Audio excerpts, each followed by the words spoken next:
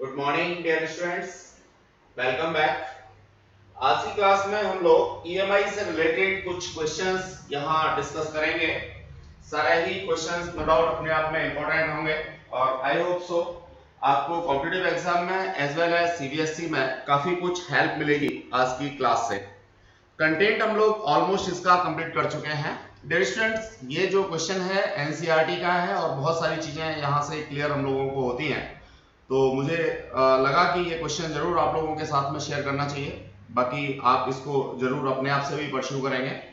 Question देखते हैं हम लोग। रेफर टू फिगर, सबसे पहले उसमें फिगर के बारे में क्या रखा है।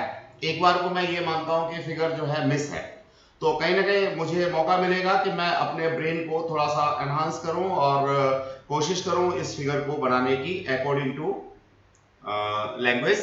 The arm PQ of the rectangular conductor is moved from x equals to 0 to right side. कोई मेरे पास रेक्टेंगुलर कंडक्टर है, उसकी कोई PQ आर्म है, उसको मैं x equals to 0 से और राइट साइड में मूव करता हूं। The uniform magnetic field is perpendicular to plane and extended from x equals to 0 to x equals to b.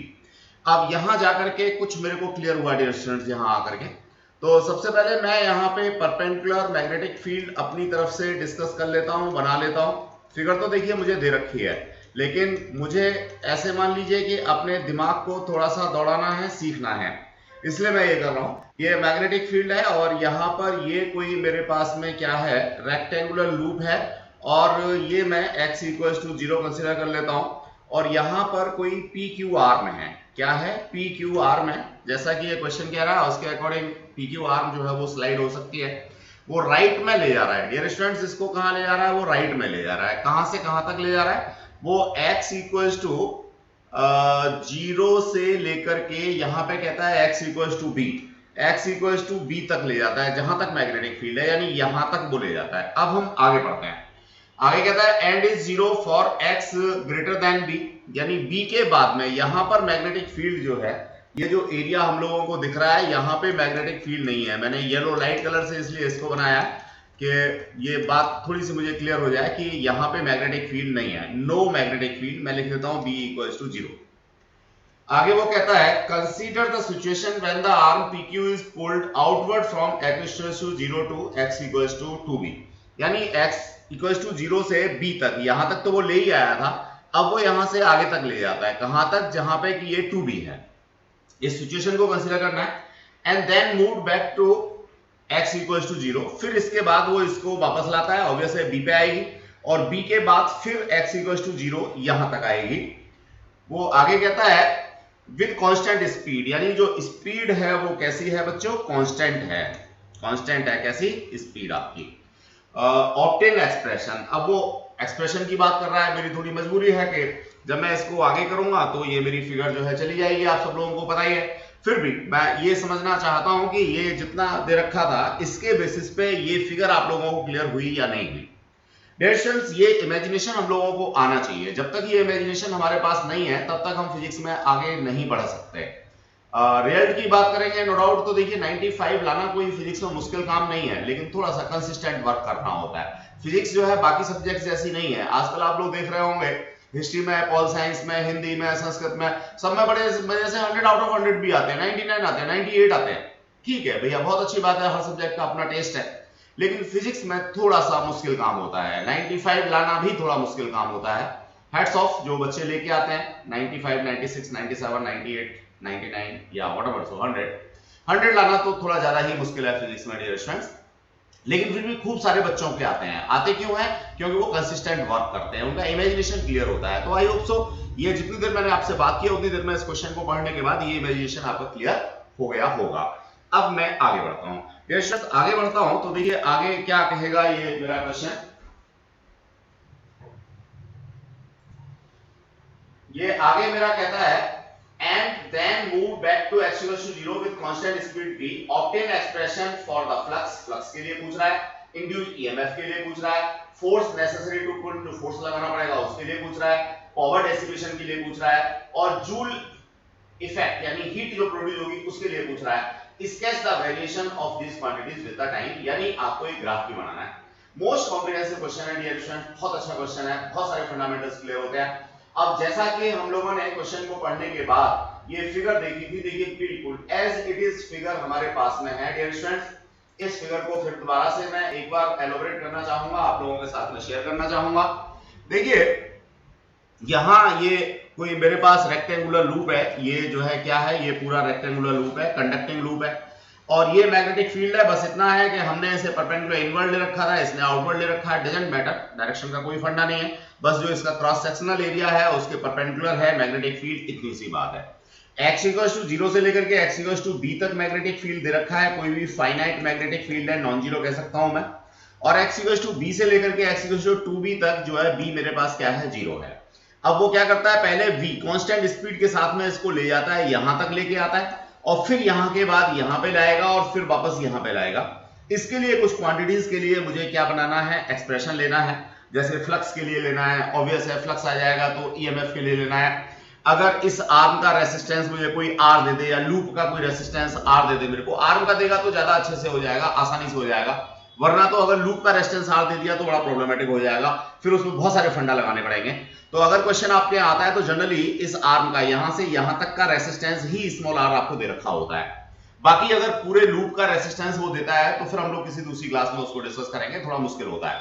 चलिए, तो डियर स्टूडेंट्स यहां से ईएमएफ आ जाएगा, ईएमएफ आ जाएगा तो फिर मैं करंट आई भी निकाल सकता हूं, करंट आई निकाल सकता हूं तो फिर फोर्स का कांसेप्ट भी बीआईएल sin थीटा से निकाल सकता हूं। कुल मिलाकर के ये है कि अगर ये क्वेश्चन 100% आपने अपनी अंडरस्टैंडिंग में डाल लिया तो मैं ये कह सकता हूं कि आपको ईएमआई आ गया, और ईएमआई आ गया तो फिर मैं ये कह सकता हूं कि आपको यूनिट नंबर 3, 4 प्रॉपर आ गई।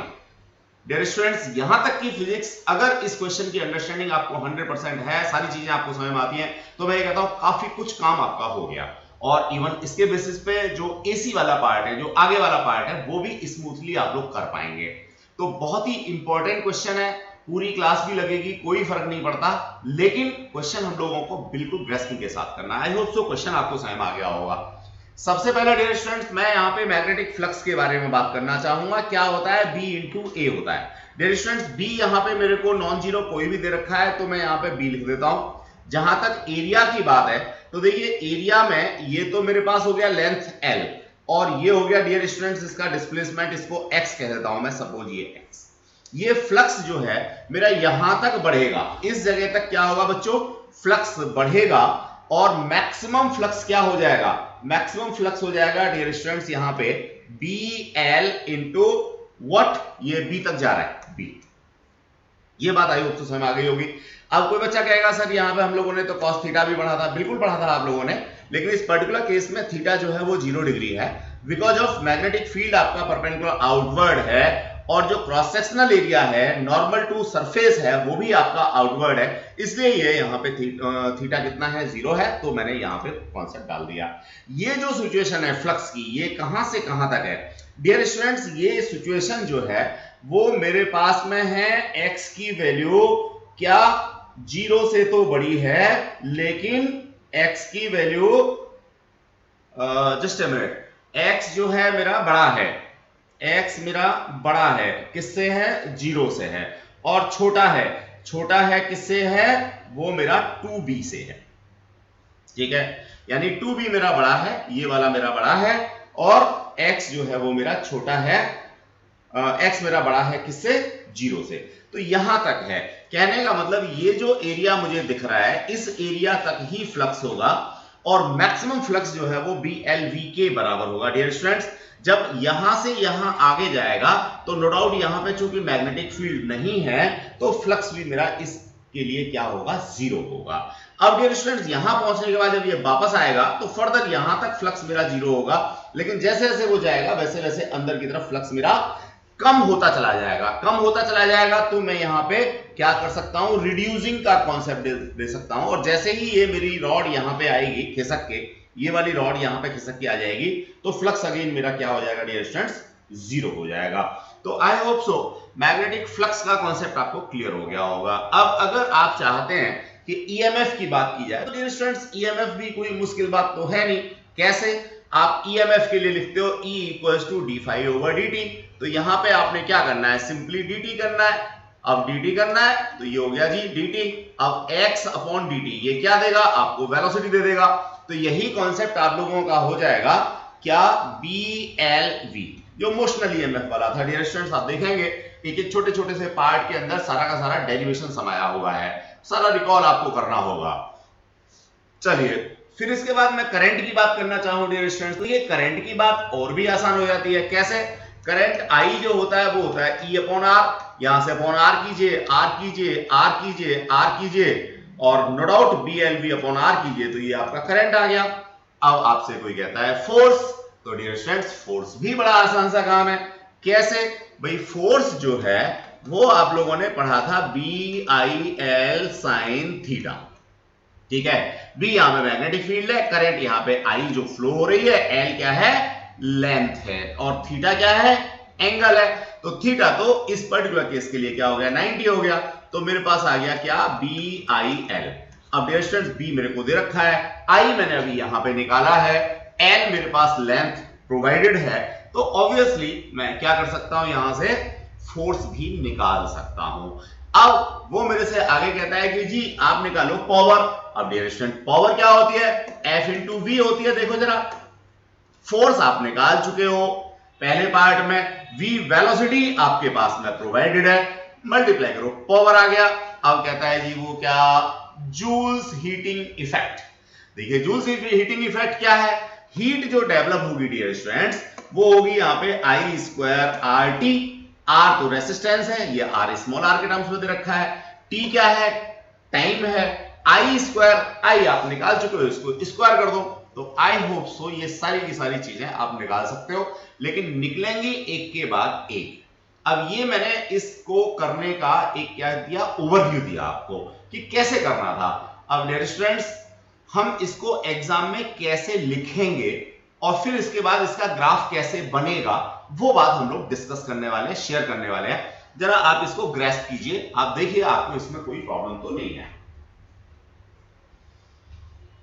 नॉर्मली हम लोगों ने अभी तक जो काम किया है, बिल्कुल ये एक तरीके से आउटलाइंस बनाई है, आउटफिट दिया है कि अगर मुझे मान लीजिए अपने मामा के यहाँ जाना है तो कैसे कैसे जाना होगा, पहला काम क्या करना है, दूसरा क्या करना है, तीसरा क्या करना है।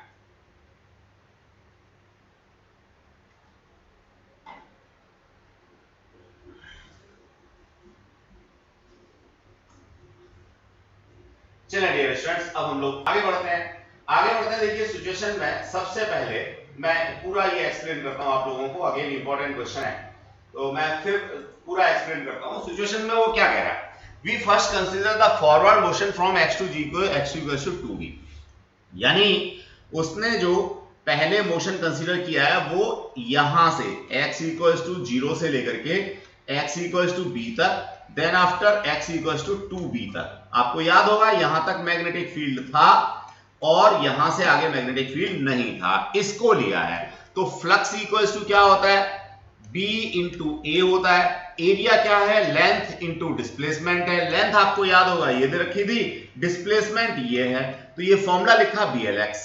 अब x की वैल्यू अगर 0 और b के बीच में है, यानी यहां से लेकर के यहां तक है, x की वैल्यू 0 से लेकर के अगर b तक के बीच में है तो ये हो जाएगा BLV।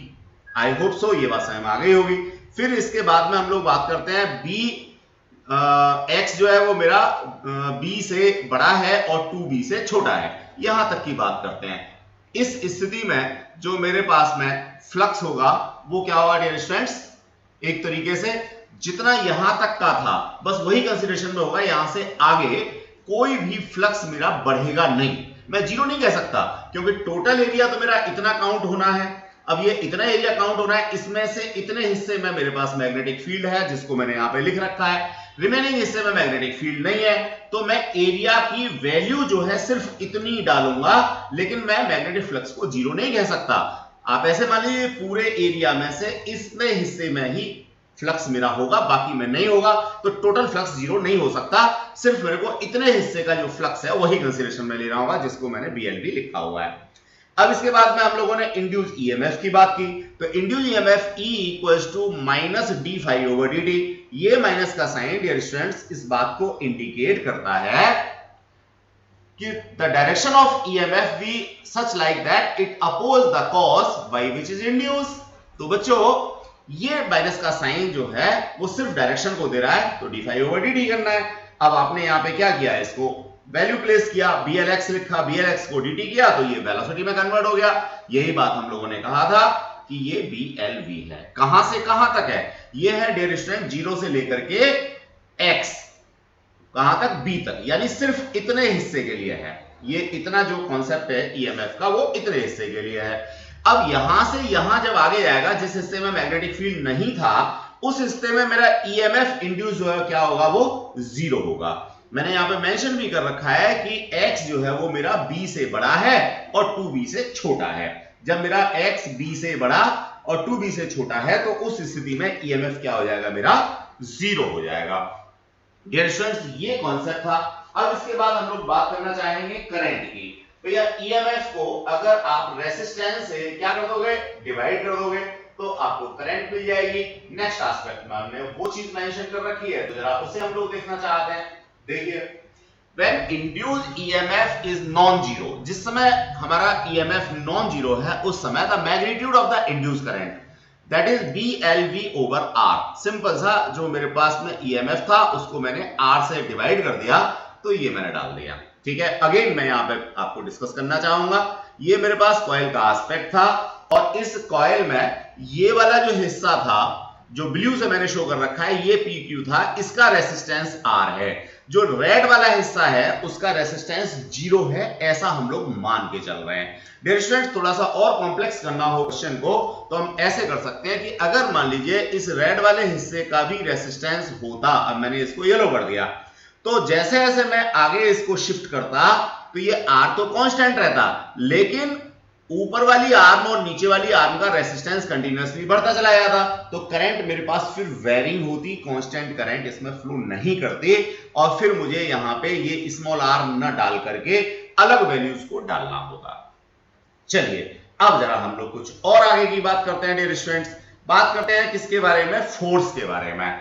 तो फोर्स का जो कॉन्सेप्ट था वो हमारा कहां से निकल के आता है, फोर्स का कॉन्सेप्ट निकल के आता है हमारा BIL sin थीटा से, BIL sin थीटा से। तो देखिए जो हमारे पास में I की वैल्यू है, ऊपर से हम लोग लेके आ रहे हैं BLV, तो मैं यहां पे I की वैल्यू डाल देता हूं, that is BLV over R, फिर L और फिर B मैग्नेटिक फील्ड। तो इस तरह से जिसको मैंने सॉल्व किया तो ये मेरे पास फोर्स आ गया B²L²V। तो डियर स्टूडेंट्स अगेन मैं आपको रिकॉल करा दूं, देखिए पूरे के पूरे चैप्टर के अंदर जितने भी फॉर्मूले थे, जितने भी डेरिवेशंस थे, सबकी जरूरत हम लोगों को यहाँ पे बारी बारी आ रही है। अब कोई बच्चा पीछे से फिर कहेगा कि सर इसमें तो यहाँ पे साइन थीटा भी आता है। बिल्कुल बच्चे, साइन थीटा आता है, लेकिन थीटा हमने यहाँ पे इनिशियली क्या कंसीडर कर रखा है, 90। अगर याद हो तो ये मैग्नेटिक फील्ड हमारे पास में था परपेंडिकुलर आउटवर्ड और मोशन था हमारा इधर। तो देखिए परपेंडिकुलर आउटवर्ड और मोशन, इन दोनों के बीच में एंगल कितना हो गया, 90। इसलिए हम लोगों ने यहाँ पे ILB या BIL के साथ में साइन थीटा को नहीं लिखा है। तो ये फोर्स मेरा कब तक काम करेगा, ये फोर्स मेरा तब तक काम करेगा जब तक कि इसमें से बच्चों करंट फ्लो करेगी, EMF इंड्यूस होगा। तो ऑब्वियसली ये मेरा जहां तक मैग्नेटिक फील्ड है वहां तक होगा। उस चीज को मैंने यहां पे मेंशन किया हुआ है कि तब तक ये काम करेगा फोर्स जब तक कि x की वैल्यू 0 से बड़ी है और b से छोटी है या b के बराबर है। ठीक है, अब आगे वो क्या कहता है, आगे कहता है जी फोर्स मेरा 0 हो जाएगा। कब 0 हो जाएगा, जब मेरे पास x की वैल्यू b से ज्यादा होगी और 2b से छोटी होगी। यानी जो रिमेनिंग वाला पोर्शन था, ये वाला पोर्शन जहां पे कि मैग्नेटिक फील्ड था ही नहीं, वहां पे कोई फोर्स भी काम नहीं करेगा। Now we are moving towards Joule's effect. Dear students Joule effect की बात करें तो फिर क्या है, दैट इज I²R। I की वैल्यू आप लोग निकाल ही चुके हो, ये रही, इस वैल्यू को लो यहां पे डाल दो। अब देखो बच्चों ये तो आप देख ही रहे होंगे कि अगर मेरे को यहाँ पे शुरुआत में ही फ्लक्स निकालना नहीं आया तो मैं EMF नहीं निकाल सकता, EMF नहीं निकाल सकता तो करंट नहीं निकाल सकता, करंट नहीं निकाल सकता तो फोर्स नहीं निकाल सकता, फोर्स नहीं निकाल सकता तो मैं पावर भी नहीं निकाल सकता। समझ गए होंगे क्वेश्चन की बात, बिल्कुल डिट्टो है मेरी फिजिक्स। अगर मुझे डायमेंशन एनालिसिस नहीं पता तो मैं आगे काम नहीं कर सकता, लॉज ऑफ मोशन नहीं पता तो मैं वर्क ऑफ एनर्जी नहीं पढ़ सकता, वर्क ऑफ एनर्जी नहीं पता तो मैं ये फोर्स और ये वर्क और ये सब कुछ नहीं कर सकता। बच्चों यहां सिलेबस में कुछ भी कम या ज्यादा करने की गुंजाइश होती ही नहीं है, यहां तो सारे के सारे टॉपिक आपस में इंटरलिंक हैं। Again it is not history, not pol science, not economics. वहां पे कंटिन्यूटी कितना जरूरी होती है आई डोंट नो, लेकिन यहां बहुत ज्यादा जरूरी होती है।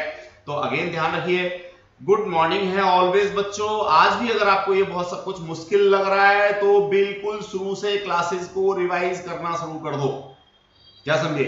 लेकिन ऐसा मत करना कि 10 क्लास तक रिवाइज करते हुए जाओ और फिर बैठ जाओ, फिर 2 महीने बाद सोचो तो फिर 1 से लेकर के 10 तक क्लास को रिवाइज करो फिर बैठ जाओ।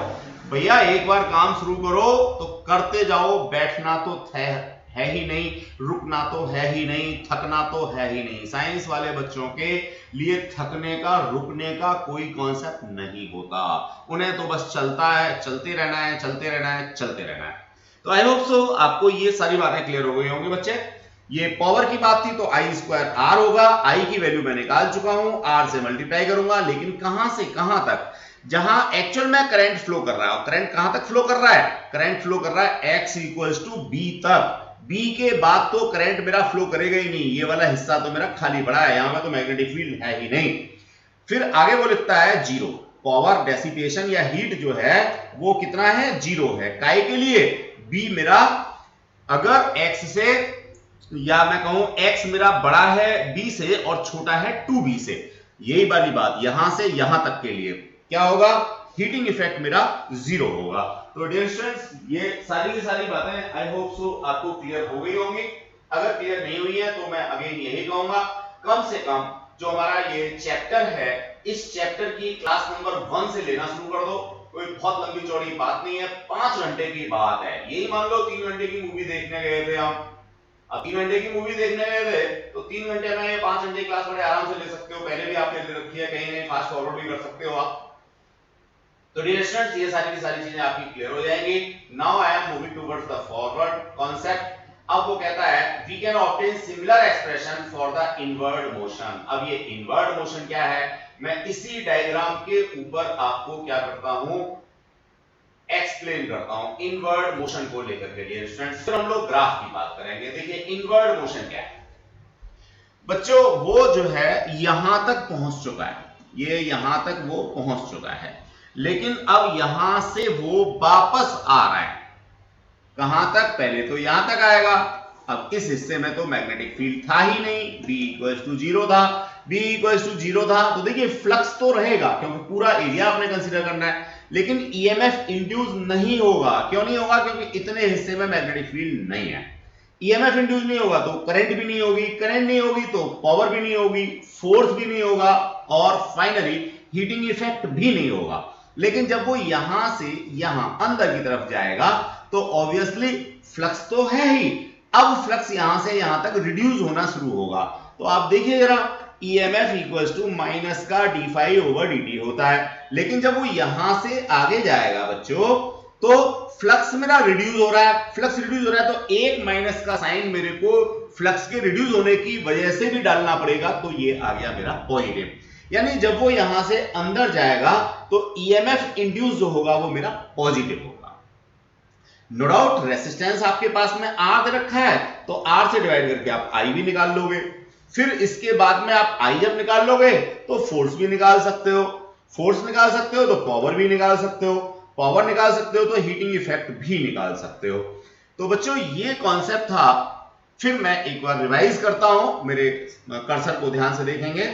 जब वो यहां से यहां तक गया तो फ्लक्स बढ़ रहा था, यहां से आगे गया तो फ्लक्स मेरा कांस्टेंट था, अब यहां से वापस आया तो यहां तक फ्लक्स मेरा कांस्टेंट था, अब मेरा धीमे धीमे करके फ्लक्स कम होगा और यहां पे आके जीरो हो जाएगा। That is the concept regarding to flux. अब रिगार्डिंग टू फ्लक्स जो कॉन्सेप्ट मैंने आपको समझाया है, इसको अगर मैं ग्राफिकल रिप्रेजेंटेशन पे देना चाहूं तो डियर स्टूडेंट्स कैसे दे सकता हूं, मेरे क्वेश्चन का पार्ट है, मुझे सीखना है, मुझे आना चाहिए। ये देखिए सबसे पहली फिगर किसको लेकर के, फ्लक्स को लेकर के ही है। डियर स्टूडेंट्स देखें जरा क्या कहता है, फ्लक्स मेरा कहता है 0 से लेकर के B तक कंटिन्यूअसली बढ़ रहा है जी फ्लक्स मेरा।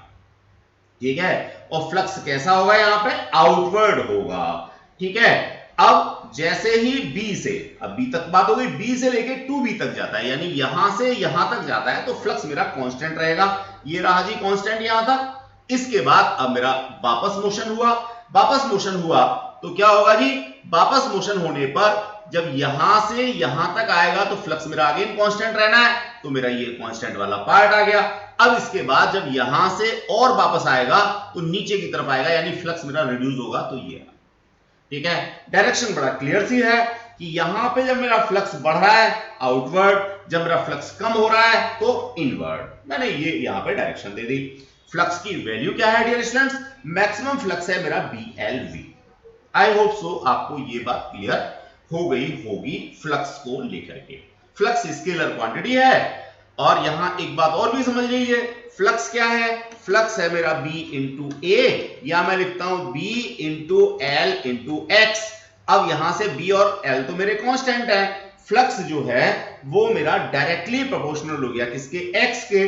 तो X की वैल्यू मेरी 0 से B तक बढ़ रही थी तो डायरेक्टली प्रोपोर्शनल का ये ग्राफ आ गया, फिर कांस्टेंट रहा इतने देर तक, उसके बाद मेरा अगेन डायरेक्टली प्रोपोर्शनल है, X मेरा धीमे धीमे कम हो रहा है, तो ये मेरा कम हो गया, और फाइनली यहां पहुंचते पहुंचते फ्लक्स क्या हो गया, 0 हो गया।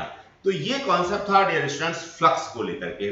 अब दूसरा कॉन्सेप्ट मैं आपसे शेयर करना चाहूंगा ईएमएफ का।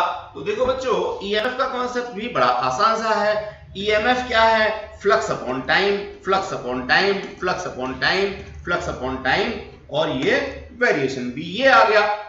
लेकिन ध्यान रहे यहां पे अभी हमने डिस्कस किया था कि E इक्वल्स टू माइनस का d∅/dt होता है। तो जब बच्चों ये बढ़ रहा था तब तो ईएमएफ आपका नेगेटिव का होगा, लेकिन जब ये कम हो रहा था तो मैंने अभी डिस्कस किया था कि कम होते समय चूंकि फ्लक्स मेरा रिड्यूस हो रहा है तो मेरे को माइनस का साइन और डालना होगा, तो मेरा ईएमएफ हो जाएगा किसका, पॉजिटिव का। तो बस समझिए यहां से यहां तक ये ईएमएफ होगा नेगेटिव, और यहां से यहां तक ये ईएमएफ होगा मेरा पॉजिटिव। इसी बात को लेकर के मैंने आगे ग्राफ यहां पे आपके साथ में शेयर किया हुआ है, बनाया हुआ है। जरा देखते हैं बच्चों क्या है। ये देखिए ईएमएफ जो है पहले मेरा नेगेटिव था, फिर मेरा पॉजिटिव, और बीच में कोई भी ईएमएफ जनरेट नहीं होगा because of flux is constant. Time के साथ में फ्लक्स मेरा कांस्टेंट है, इसलिए कोई भी ईएमएफ यहां पे जनरेट नहीं होगा। देन आफ्टर मैं फोर्स की बात करूं तो डियर स्टूडेंट्स अगेन फोर्स में भी अगर मैं देखता हूं तो वही कॉन्सेप्ट मेरे को मिलता है। पहले मेरा फ्लक्स जो है वो क्या हो रहा था, बढ़ रहा था, तो मेरे को फोर्स लगाना पड़ रहा था। अब फ्लक्स जो है जब कम होगा तो ऑब्वियसली मेरे को फोर्स लगाना नहीं पड़ेगा, मेरे को मिलेगा, तो that is positive. Hence why then after we are going for power।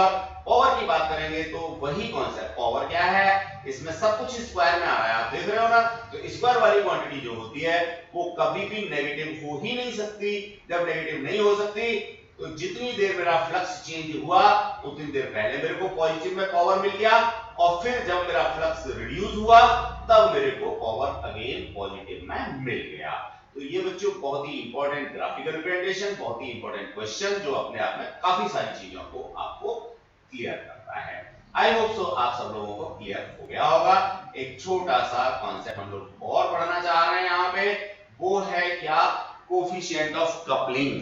Dear students होता क्या है, कपलिंग का मतलब क्या है, दो चीजों को जोड़ना, क्या कहलाता है, कपलिंग कहलाता है। ठीक है, जो बच्चे देखते होंगे पुराने समय में जो घर में हमारे पानी की मोटर लगी रहती है उसमें कपलिंग हुआ करती थी। क्या, एक तरफ मोटर एक तरफ पंप, और बीच में रबर के कुछ हम लोग क्या गास्केट्स जैसे या रबर की बैंड जैसी कुछ चीजें लगा देते थे, उसे बोलते थे कपलिंग।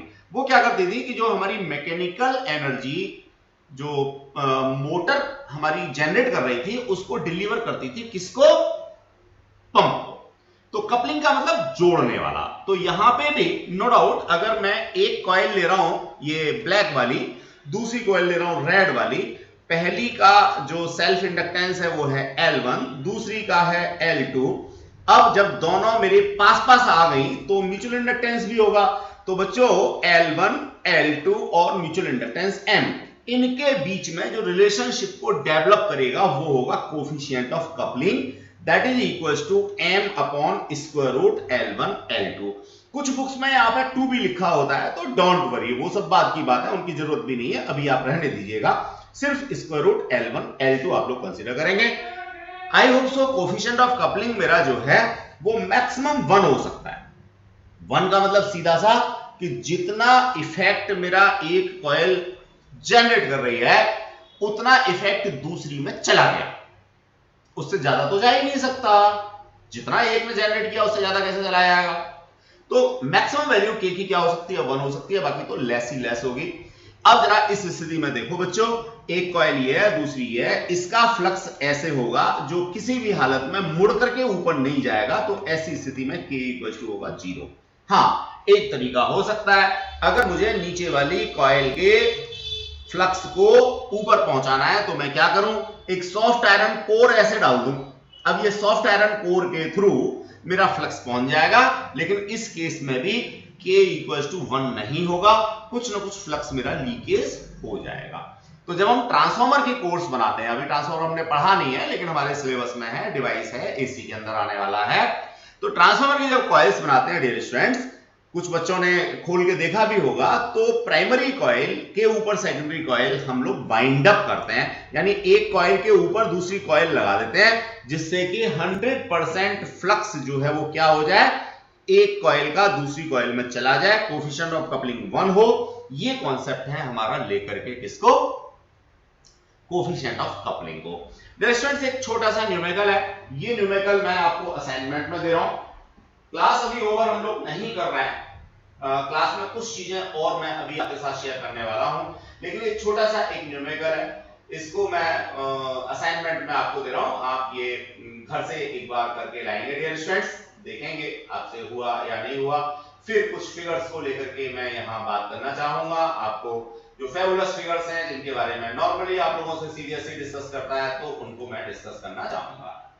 अब सीबीएसई जो डिस्कस करता है वही आपका होम एग्जाम भी डिस्कस करता है। देखिए यहां इस फिगर को देखें, बहुत सारे क्वेश्चंस में मिल जाएगा, वो बहुत सारी चीजें इस फिगर से रिलेटेड पूछता है, मैं भी कोशिश करता हूं कि काफी सारी चीजें आपको डिस्कस कर दूं।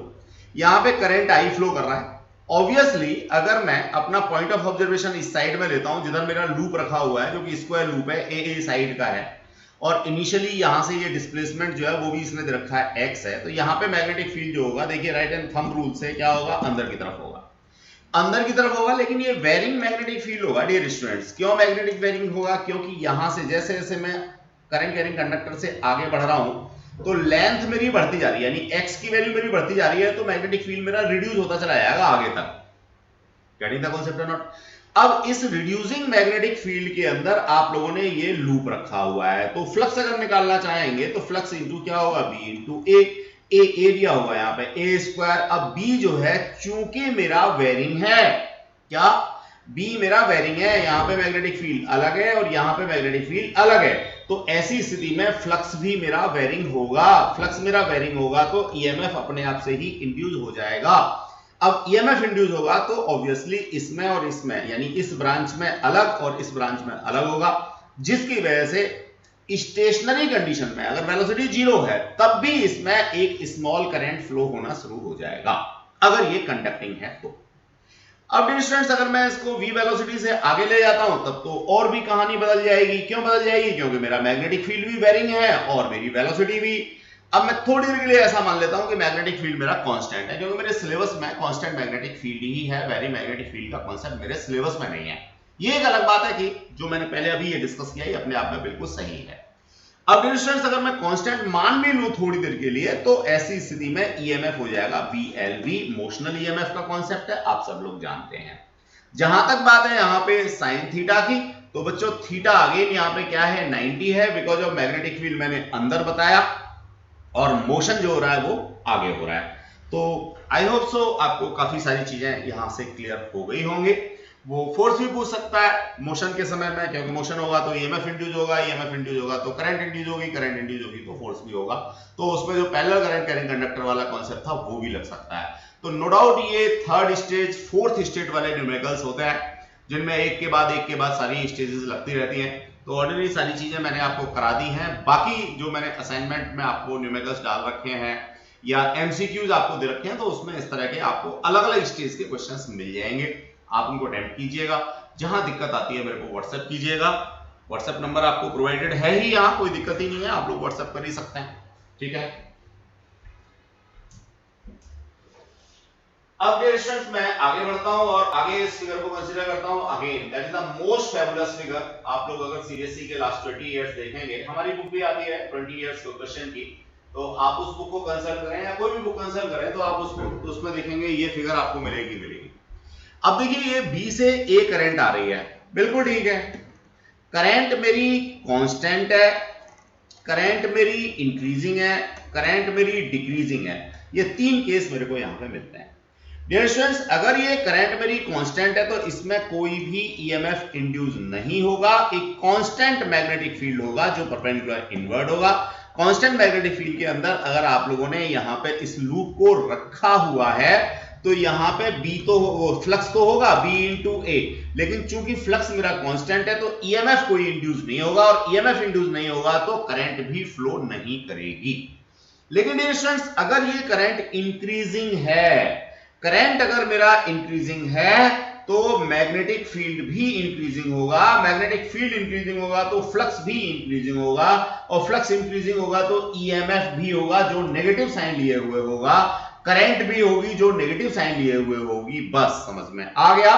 अगर इसमें करंट यहां पे इंक्रीजिंग है तो यहां अपोजिट डायरेक्शन में ये करंट मेरे को मिलेगी, that is the direction of induce current. अब देखो बच्चों, रटना बड़ा आसान सा काम होता है, लेकिन जरा देखो कितने फैक्टर्स लगे।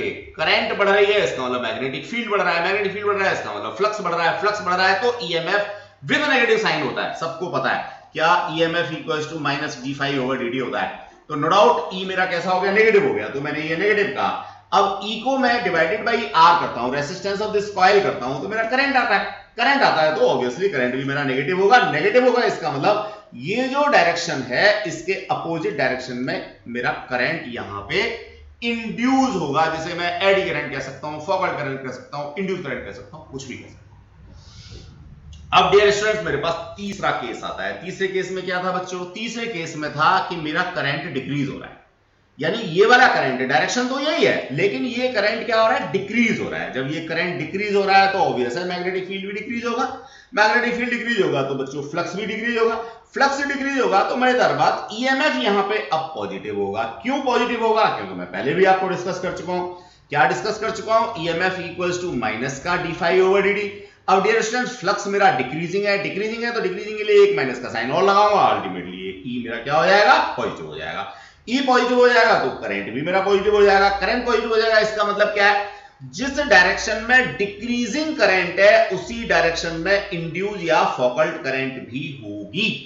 तो बच्चों क्वेश्चन एक, डायग्राम एक समझने के लिए बहुत कुछ। अभी तो अगर चाहो तो पूरा क्लास इसमें हम लोग लगा सकते हैं, आप भी लगा सकते हैं। सोचिए क्या क्या हो सकता है। इसको ऊपर ले जाओ, नीचे ले जाओ, सेंटर पे ले आओ, दाएं ले जाओ, बाएं ले जाओ, पता नहीं क्या क्या कर सकते हो।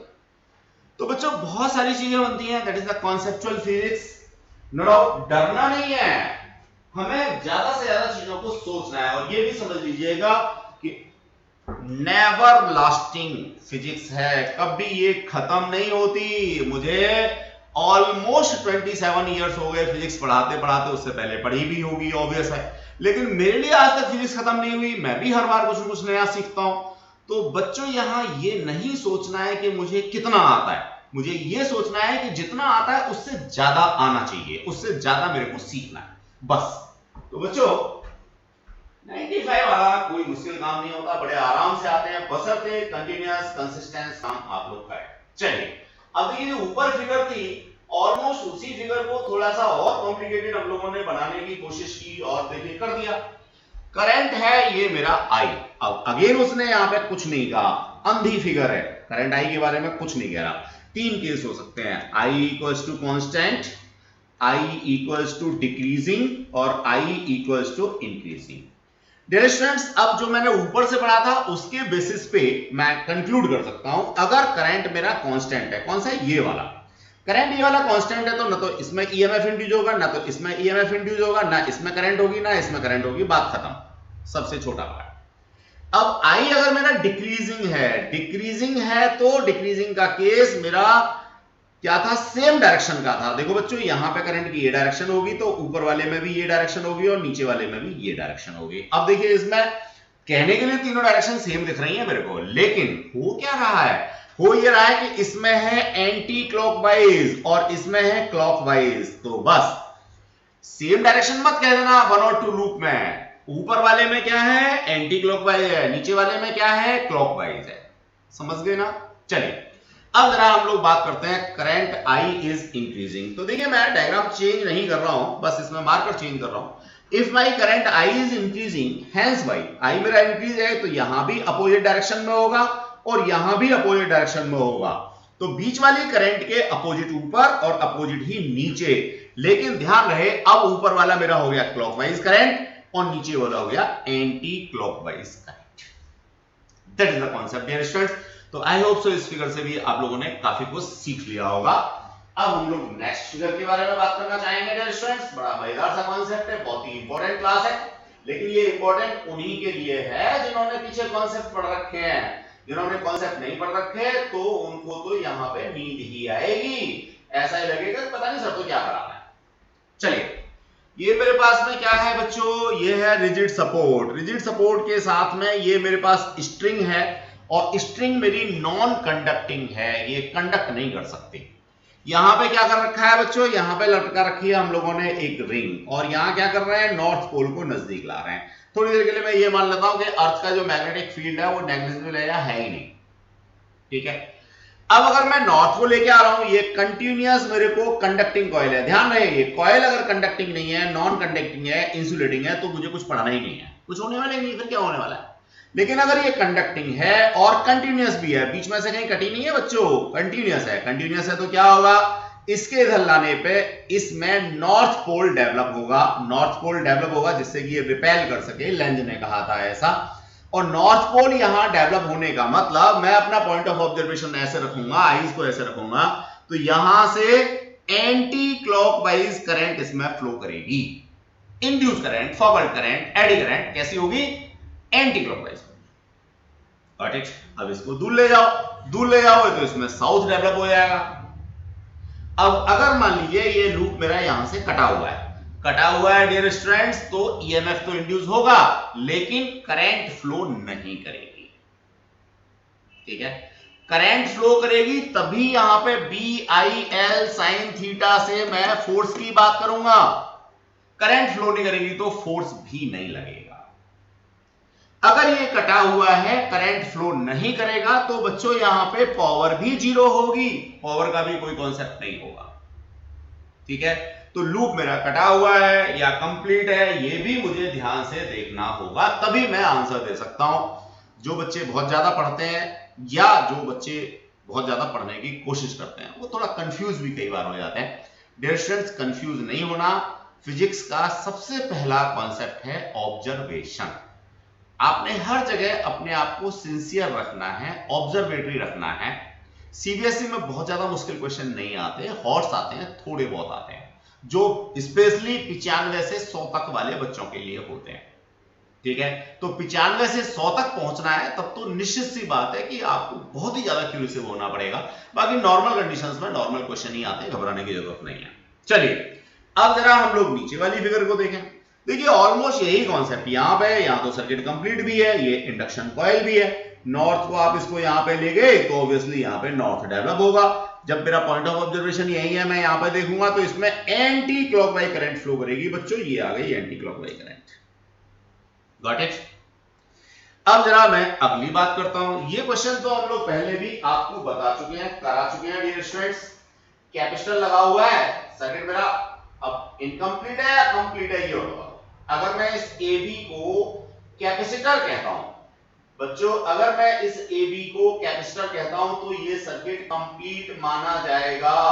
करंट इसमें फ्लो करेगी, कब तक फ्लो करेगी, जब तक ये कैपेसिटर फुल चार्ज नहीं हो जाता।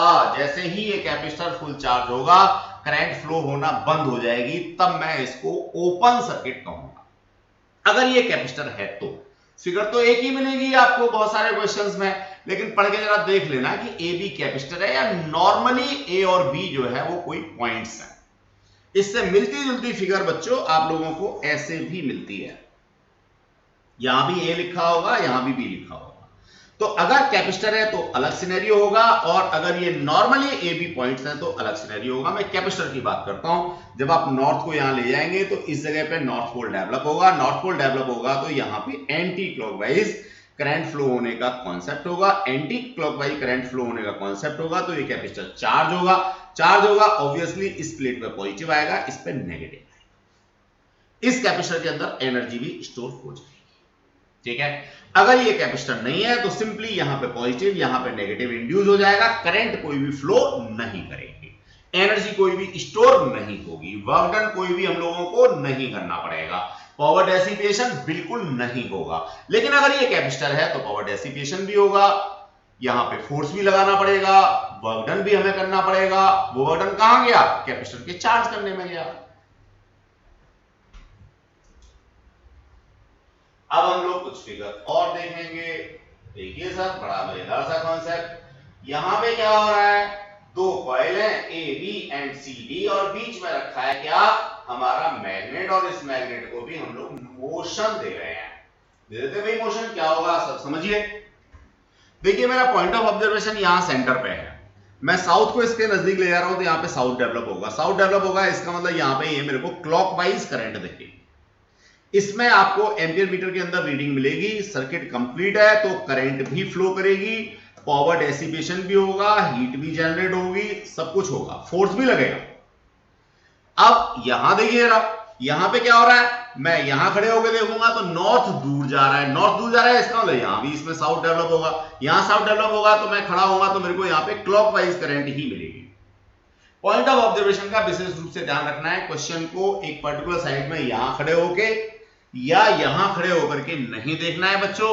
जहां आपकी मैग्नेट मोशन कर रही है वहां पे आपको आई रखनी है। इधर जब आप देख रहे हो तो ऐसे, और इधर देख रहे हो तो ऐसे, तब क्वेश्चन का आंसर सही आएगा।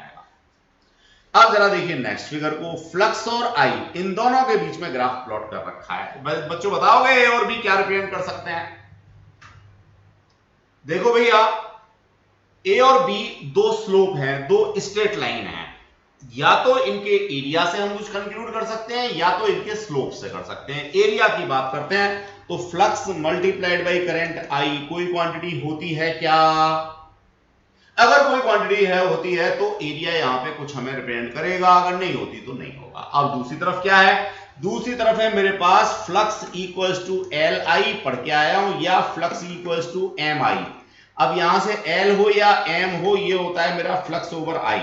डियर स्टूडेंट्स, मैं यहां इसके स्लोप की बात करूं या मैं इसके स्लोप की बात करूं तो ऑब्वियसली ये मेरे पास दो अलग अलग एंगल्स होंगे, दो अलग अलग एंगल्स होंगे। टेन थीटा की वैल्यू देंगे।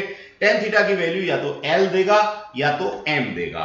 तो मैं यहां पे टेन थीटा के टर्म्स में ए और बी दोनों के लिए सेल्फ इंडक्टेंस या म्यूचुअल इंडक्टेंस का कॉन्सेप्ट निकाल के दे सकता हूं। स्टूडेंट्स अब आगे बढ़ते हैं। बड़ा मजेदार सा कॉन्सेप्ट है ये भी। अगेन किसका है? एनसीईआरटी का ही क्वेश्चन है। मैं पहले भी कह चुका हूं, एक्सरसाइज तो आपको हर हाल में एनसीईआरटी की ही करनी चाहिए।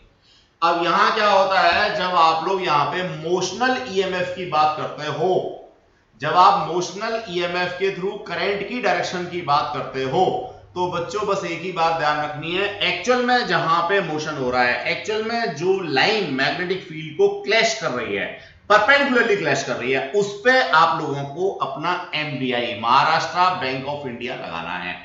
तो बच्चों महाराष्ट्र बैंक ऑफ इंडिया लगाने के लिए इस फिगर में यहां लगाना है, इस फिगर में यहां लगाना है।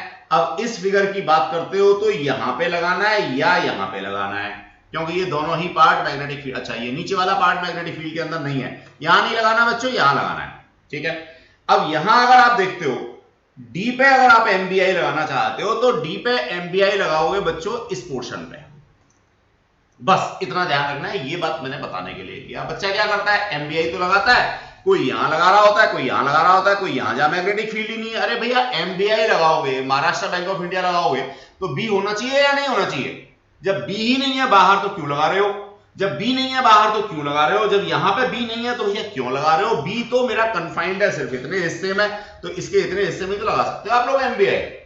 चलिए अब जरा हम लोग आगे की बात करते हैं। ये फिगर देखिए बच्चों, बड़ा मजेदार सा केस, अगेन बहुत कुछ सिखाएगा। अभी इन पे टाइम तो बहुत सारा लगा सकते हैं, बहुत सारी चीजें बता सकते हैं। देखिए जब तक ये लूप पूरा का पूरा मैग्नेटिक फील्ड के अंदर है, यहां से लेके यहां तक पूरा अंदर ही अंदर है, तो इसमें कोई फ्लक्स चेंज नहीं हो रहा, और जब इसमें कोई फ्लक्स चेंज नहीं हो रहा तो ईएमएफ इंड्यूस होगा ही नहीं। इसी तरह से जब ये लूप यहां से यहां तक कहीं भी मूव करता है तो इसमें कोई भी ईएमएफ इंड्यूस नहीं होगा। कब ईएमएफ इंड्यूस होगा? ईएमएफ तब इंड्यूस होगा कि इस लूप का कुछ हिस्सा अंदर है और कुछ बाहर है। आप मोशन दे रहे हो तो धीमे धीमे फ्लक्स कम होता जा रहा है, फ्लक्स कम होता जा रहा है तो ईएमएफ मेरा पॉजिटिव होगा। ठीक है, अगर मान लीजिए मैं इसको ऐसे मोशन देता हूं तो धीमे धीमे करके फ्लक्स बढ़ रहा है, धीमे धीमे करके फ्लक्स बढ़ रहा है, तो मेरा ईएमएफ यहां पे क्या होगा? नेगेटिव होगा। The same aspect for this. अब यहां पे क्या होगा? जब rate of change of flux है वो सेम होगा, क्योंकि रेक्टेंगुलर मेरे पास कॉइल है। अब इसकी बात करता हूं तो डियर स्टूडेंट्स देखो यहां पे क्या होगा, जब मैं इसको बाहर ले जाऊंगा तो डायमीटर तक पहुंचते पहुंचते तो मेरा एरिया बढ़ता जाएगा, लेकिन डायमीटर के बाद जब मैं इसको बाहर ले जाऊंगा तो मेरा एरिया जो है वो क्या हो जाएगा? फिर कम होता चला जाएगा। तो जब एरिया बढ़ रहा होता है तब तो क्या करते हैं हम लोग? ईएमएफ नेगेटिव लेते हैं, और जब हमें एरिया कम हो रहा होता है तो ईएमएफ हमारा पॉजिटिव होता है। ऐसा आज के क्वेश्चन में, आज की क्लास में हम लोगों ने ग्राफ के अंदर पढ़ा है। तो बच्चों लग रहा होगा कि काफी कुछ हो गया, लेकिन जैसे जुगाली करते हैं ना क्लास का, तो मतलब ही ये होता है कि आप 1 घंटे फिजिक्स के साथ में टीचर के साथ में पढ़ो और फिर 3 घंटे घर पे जाकर के उसकी जुगाली करो, जैसे पशु करते हैं ना। ऑब्वियसली सीखो वहां से कुछ। वो क्या करते हैं, जब उनके सामने खाना आया तो फटाफट फटाफट फटाफट खाना खा लेते हैं, पेट भर लिया, आ गए घर, अब आराम से बैठ जाते हैं, जुगाली करते रहते हैं, यानी उसी खाने को बाहर लाते हैं, मुंह में चबाते हैं, फिर अंदर ले जाते हैं। देखो प्रकृति ने कितना बढ़िया कॉन्सेप्ट, ह्यूमन बीइंग नहीं कर सकता जुगाली, वहां पे खाने के लिए जुगाली नहीं कर सकता, उल्टी हो जाएगी। लेकिन बच्चों यहां आप जुगाली करोगे, कैसे जुगाली करोगे? मैंने यहां पे आपको मान लीजिए 1 घंटे की क्लास दी, तो आप 3 घंटे इसको रिवाइंड करो, पॉज करो, प्ले करो, बुक देखो और कुछ सोचो, काम करो। लेकिन इस सबके लिए क्या चाहिए? विल पावर चाहिए। ऐसा नहीं है कि अब हम बोर हो गए तो रखा सा मोबाइल या लैपटॉप बंद किया और जाकर के घूमने लग गए। नहीं भैया, विल पावर चाहिए। मेडिकल में सिलेक्शन आपको चाहिए, आईआईटी में सिलेक्शन आपको चाहिए, ऑब्वियस है विल पावर आपकी होनी चाहिए। तो समझ गए होंगे मैं क्या कर रहा हूं। मैंने क्लास दी, अब इस 1 घंटे की क्लास को आप 2 घंटे 3 घंटे में जाकर खत्म करो, सारी चीजों को तरीके से पढ़ो। चलिए अब अगली फिगर के बारे में बात करना चाहेंगे डियर स्टूडेंट्स। बहुत मजेदार सी फिगर हम लोगों को अगली वाली मिल रही है। ये जरा देखिए, बहुत कुछ कहती है ये फिगर। क्या क्या कहती है ये साहब? सबसे पहले तो ये कॉइल मेरी कैसी है? कंटिन्यूअस है। दूसरी कंडक्टिंग है। अगर ये नॉन कंडक्टिंग है, इंसुलेटर की बनी है, तो कुछ भी पढ़ना बेकार है। ये अगर मेरी कटी हुई है तब कुछ कुछ पढ़ना है, लेकिन अगर ये कंप्लीट है तो बहुत कुछ पढ़ना है। डिस्टेंस होगा क्या समझिए, जब ये नॉर्थ पोल को मैं नजदीक लाऊंगा, ऊपर यहां पे अपनी आंख रखूंगा, पॉइंट ऑफ ऑब्जर्वेशन तो मेरा ऊपर होगा, तो यहां पे मेरे को नॉर्थ मिलेगा। ऊपर से देखने पे इस पे नॉर्थ मिलेगा, इसका मतलब एंटी क्लॉकवाइज करंट इसमें फ्लो करेगी। अब ये कॉइल का क्या हुआ साहब? आधा हिस्सा इसके अंदर ये आ गया जी, ठीक है, अभी बाहर नहीं निकली है। तो ऐसी स्थिति में क्या होगा? नो डाउट इसकी पोलरिटी चेंज होगी। अभी आगे एक डायग्राम आने वाला है, उसमें हम लोग इसको एक्सप्लेन करेंगे। नो डाउट इसका जो एक्सेलरेशन है वो जी के बराबर भी नहीं होगा। क्यों नहीं होगा? क्योंकि जैसे जैसे ये नीचे आएगी ये इसको रिपेल करेगी तो जी के बराबर कैसे फॉल कर जाएगी। बच्चों अगर ये कॉइल यहां बीच में से कटी होती तो ईएमएफ तो इंड्यूस होता, वर्क डन का कोई कॉन्सेप्ट नहीं होता, कोई फोर्स नहीं लग रहा होता, तो ऐसी स्थिति में A इक्वल्स टू जी होता। ऐसी स्थिति में A इक्वल्स टू जी मिल जाता। चलिए अब जरा मैं अगली फिगर की बात करता हूं। ये मेरे पास करंट कैरिंग कंडक्टर है डियर स्टूडेंट्स। फिर मैं बता दूं, अभी जितना मैंने एक्सप्लेनेशन दिया है इससे बहुत ज्यादा एक्सप्लेनेशन की भी गुंजाइश है। एक अकेली फिगर को लेकर के 50 क्वेश्चन आप लोगों को मिल जाएंगे जब आप नीट के लिए क्वेश्चन सर्च करोगे एक फिगर को लेकर। तो बच्चों बहुत गुंजाइश है अभी इसमें, लेकिन फिर भी जितना सीबीएसई के लिए जरूरी है या जितना नॉर्मल जरूरी है, जहां से कि आपके अंदर एक आग डेवलप हो जाए, आप आगे पढ़ना शुरू कर दो, उतना बहुत है ये। अब जरा देखिए यहां पे करंट फ्लो हो रही है साहब, दोनों तरफ लूप है, ऑब्वियस है दोनों तरफ लूप है, तो क्या होगा? ये जो मैग्नेटिक फील्ड है भैया यहां तो परपेंडिकुलर इनवर्ड होगा। देखो जरा लगाओ राइट हैंड थंब रूल, और यहां पे परपेंडिकुलर आउटवर्ड होगा तो भैया लगा दो डॉट। अब इसको आप इधर ले जा रहे हो, इसको इधर ले जा रहे हो। मैग्नेटिक फील्ड के अंदर आप कॉइल को मोशन दे रहे हो तो इंड्यूस ईएमएफ तो होगा ही, करंट भी होगा, जो पहले आपको सिंगल फिगर बना के दिखाया था। इधर की फिगर के लिए अलग कॉन्सेप्ट होगा, इधर की फिगर के लिए अलग कॉन्सेप्ट होगा। यहां जो है ना मेरे पास लॉन्गर साइड है और यहां मेरी शॉर्टर साइड है, तो जब आप लगाते हो क्या BLV तो समझ गए होंगे। जब BLV की बात करोगे तो L यहां पे लंबे वाला लगेगा और यहां पे L ये छोटे वाला लगेगा। ये बात मुझे खास रूप से एम्फेसाइज करनी थी।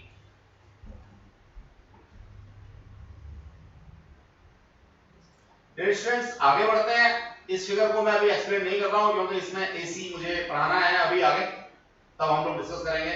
ये वाली फिगर मोस्ट इंपॉर्टेंट लास्ट वाली फिगर है, एनसीईआरटी में आपको दे रखी है एग्जांपल की फॉर्म में, तो आप इसको वहां से भी देख सकते हैं और मैं इसको एक्सप्लेन कर रहा हूं। देखिए क्या हो रहा है यहां पे। एज यूजुअल ये मैग्नेट यहां पे नॉर्थ और साउथ कुछ दे नहीं रखे, ये कॉइल C यहां पे रेजिस्टेंस लगा रखा है, सर्किट कंप्लीट है। R के एक्रॉस इसने पोटेंशियोमीटर या वोल्ट मीटर लगा रखा है। जब आप इसको नीचे गिराओगे तो फ्लक्स चेंज होगा, फ्लक्स चेंज होगा तो ईएमएफ इंड्यूस होगा, ईएमएफ इंड्यूस होगा तो रेजिस्टेंस के अक्रॉस रिफ्लेक्ट होगा, रिफ्लेक्ट होगा तो वोल्ट मीटर के अंदर रीडिंग आएगी। अब उसने इस सिनेरियो को लेकर के इस ग्राफ को बनाने की बात की है। जरा देखिए क्या होगा बच्चों। जब ये ऊपर है कॉइल तो जैसे जैसे नीचे आएगी वैसे वैसे फ्लक्स का रेट बढ़ेगा, ये हो गया। इसके बाद ये सेंटर पे आ गई कॉइल, सेंटर पे आ गई तो यहां पहुंच गए, कोई ईएमएफ इंड्यूस नहीं होगा। जितना ऊपर वाला हिस्सा इसको अपोज करेगा उतना ही नीचे वाला हिस्सा अपोज करेगा। अब जैसे ही ये कॉइल यहां पे कॉइल से बाहर निकल के ये यहां पे आएगा तो क्या होगा बच्चों, ये ईएमएफ मेरा नेगेटिव डायरेक्शन में ये गया। गेटिंग द कॉन्सेप्ट और नॉट। जब ये काफी दूर हो गया यहां पे आ गया तो बच्चों ये वाला हिस्सा आ गया। तो ये ग्राफ के 4 पार्ट हैं, चारों पार्ट क्या इंडिकेट करते हैं ये बात मैंने यहां पे समझाई। अगर आप देखोगे क्वेश्चंस तो उसमें एक खास क्वेश्चन आपको मिलता है। वो खास क्वेश्चन क्या कहता है? खास क्वेश्चन बच्चों ये कहता है कि भाई ये वाला शार्प नहीं है और ये वाला काफी शार्प है, इसका कॉज क्या है? तो बच्चे आप बता सकते हैं क्या? ये वाला काफी शार्प है जब इसकी मैग्नेटिक रेंज से नीचे निकल जाती है कॉइल, तब एकदम से डिसअपीयर हो जाता है। लेकिन यहां कभी नहीं होगा, धीमे धीमे जब ये नीचे आएगा तो निश्चित रूप से क्या होगा, इसमें बीच में जब ये आएगा, ये बिल्कुल सेंटर की पोजीशन है ये वाली, सॉरी सेंटर की पोजीशन है ये वाली, तो जब ये एग्जैक्टली आधा इसके अंदर होगा आधा ऊपर होगा तब इसमें क्या होगा, चेंज आएगा। और वो चेंज जो है वो शार्प नहीं होगा, ब्लंट चेंज होगा, क्योंकि जो इसका गिरने का एक्सेलरेशन है वो जी की वैल्यू से कम है। और जब हम यहां नीचे आते हैं तो नीचे यहां पे ये जी की वैल्यू से ही गिरेगा, इसलिए ये शार्प है। तो ये एक्सेलरेशन को लेकर के बेसिकली एक्सप्लेनेशन है इसका।